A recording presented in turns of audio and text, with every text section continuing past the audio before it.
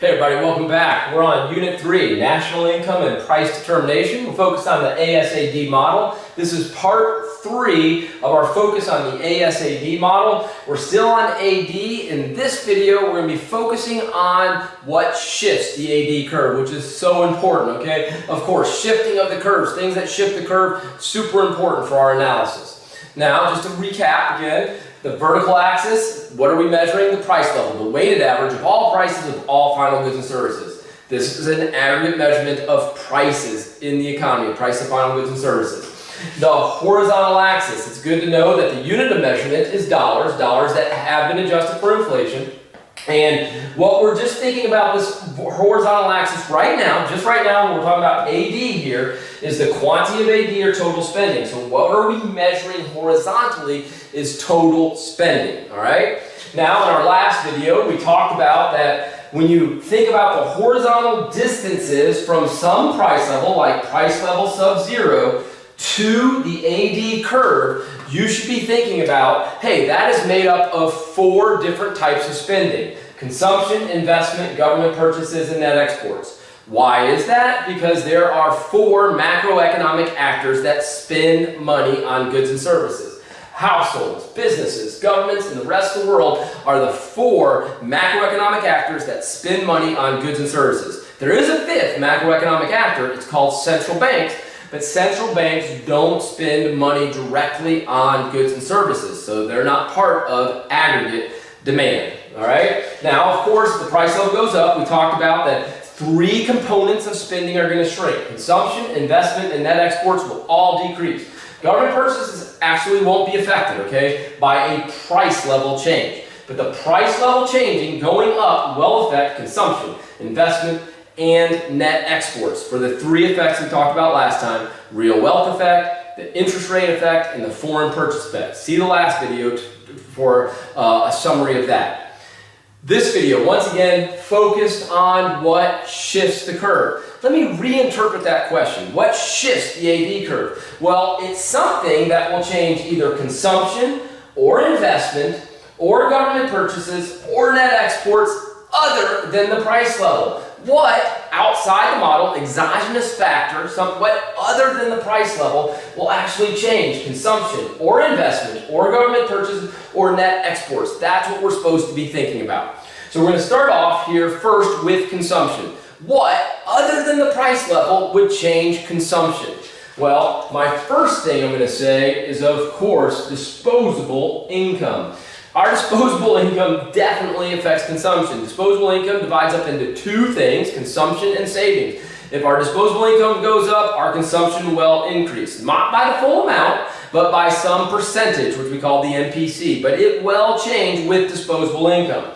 Now, I'm going to hang a couple things off of disposable income because there's some important things that can change disposable income that are levers of our government, which is taxes and transfer payments, okay? So these are things that our government can change that will affect disposable income. So we want to keep our eye out for changes in taxes, especially personal income taxes, but technically any tax change will affect disposable income, and changes in transfer payments like Social Security or unemployment compensation. Those things both change disposable income.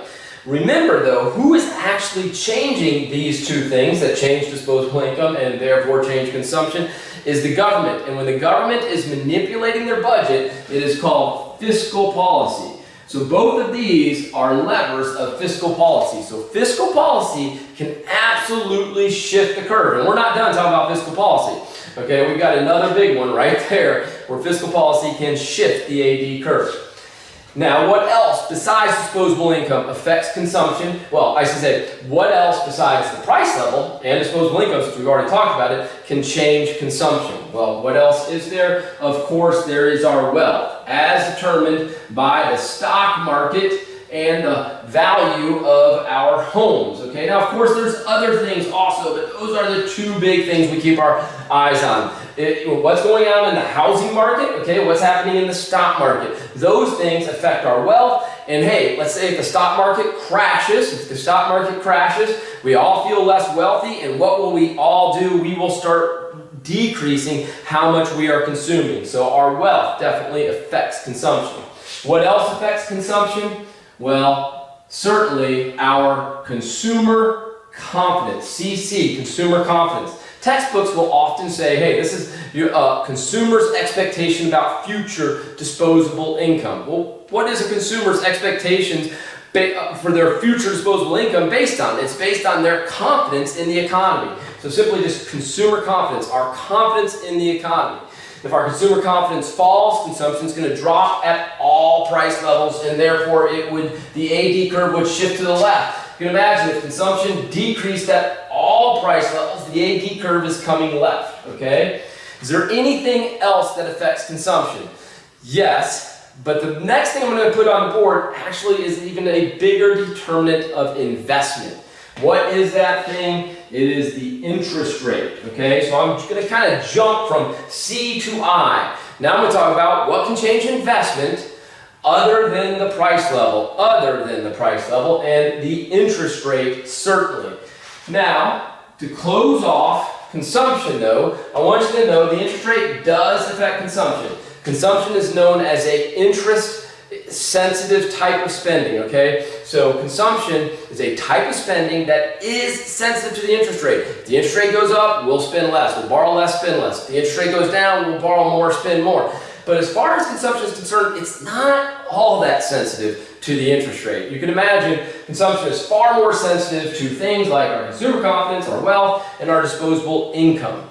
What is more sensitive to the interest rate? Investment. So I've got the interest rate right here, but I'm going to do a little double arrow, okay, for the interest rate when it comes to investment. When we hear about the interest rate, yes, consumption will change, but the thing that will change even more is investment. Investment is very much determined by the interest rate. What else will affect investment besides the interest? Well, let me finish it off. First of all, it's going to work the same way for investment as it does for consumption. If the interest rate goes down, okay, more projects will now be profitable because, hey, the interest rate is a cost of doing a business project. It's a cost of financial capital which is needed to do a business project. So if that interest rate goes down, more projects will be profitable, we will do more projects, and therefore we will spend more money. When I say we, I mean businesses. Businesses will spend more money on projects. So, inverse relationship between little I and big I. Little I interest rate, big I investment, okay? What else will determine investment? Well, there's a couple ways to refer to it.